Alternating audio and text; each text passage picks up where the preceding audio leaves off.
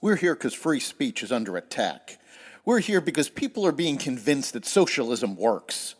We're here because people are being judged guilty until proven innocent. We are fighting back with facts. This is not a safe zone, so buckle up, Buttercup. This is the raw, naked truth.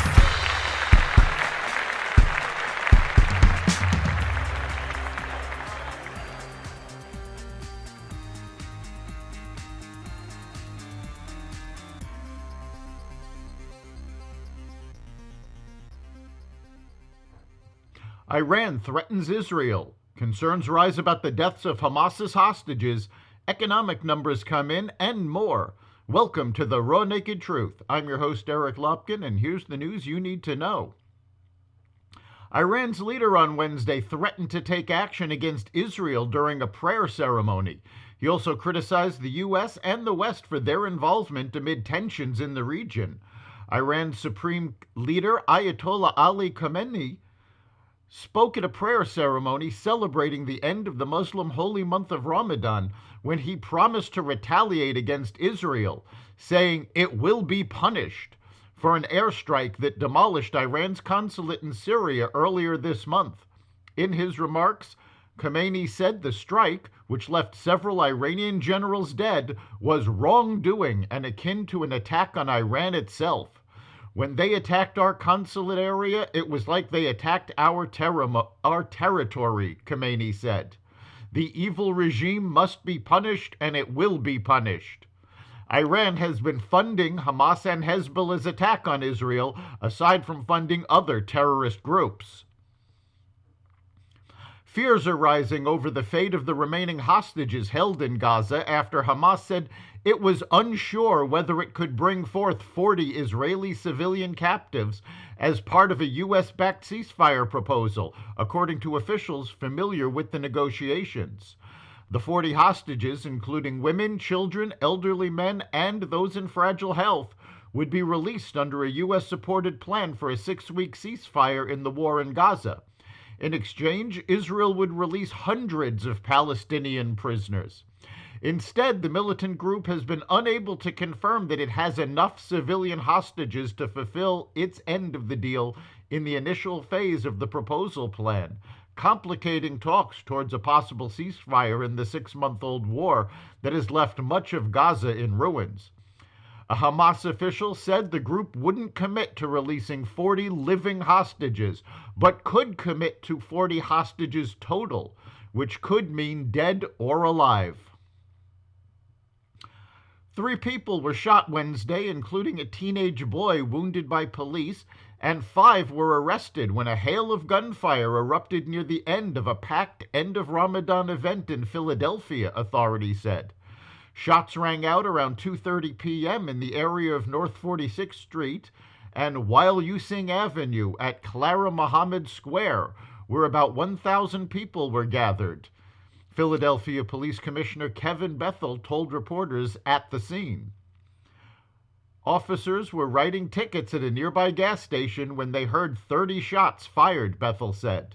The officers saw 2 groups shooting at each other. One officer approached a 15-year-old boy who was armed and opened fire, police said. The Senate on Wednesday afternoon voted in favor of passing a bill reversing the Biden administration's actions, mandating states to track and set reduction goals for greenhouse gas emissions from vehicles on highways. The Senate approved the resolution in a 53-47 vote in which Independent Senator Kyrsten Sinema and Democrats Sherrod Brown, John Tester, and Joe Manchin joined every Republican voting in the affirmative. The bipartisan bill was introduced in February by Senators Kevin Cramer, Shelley Moore Capito, and Joe Manchin. Few things are more frustrating in government than unelected bureaucrats asserting authority they don't have and foisting federal mediocrity on the excellence of states, Cramer said in floor remarks earlier Wednesday.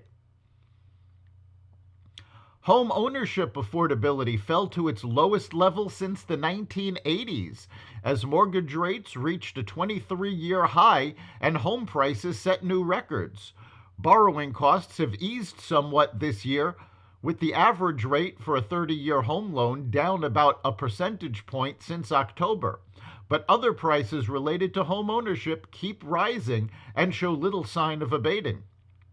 Property taxes and home maintenance costs are climbing in much of the country. Non-mortgage costs, including property taxes, maintenance, utilities, and insurance, make up more than half of homeowners' overall costs, according to a 2022 analysis by Fannie Mae economists. The U.S. Postal Service filed a notice with its regulators to increase prices on first-class Forever stamps to 73 cents from 68 cents, marking yet another price hike for the financially beleaguered federal agency. If approved by the Postal Regulatory Commission, the change would take effect in July, raising the cost of mailing services products by nearly 8%. Stamp prices have risen 36% since 2019, when they used to cost 50 cents. The Postal Service last raised first-class stamp prices by 2% in January, just a few months after it raised prices 3 cents in July 2023. The Producer Price Index, which measures wholesale prices, increased 0.2% for the month, slightly less than the 0.3% estimate from economists' expectations, and not as much as the 0.6% increase in February, according to a release Thursday from the Labor Department's Bureau of Labor Statistics. Excluding food and energy, core PPI also rose 0.2%, meeting expectations. The release comes a day after the BLS reported that consumer prices again rose more than expected in March, raising concerns that the Federal Reserve will be unable to lower interest rates anytime soon.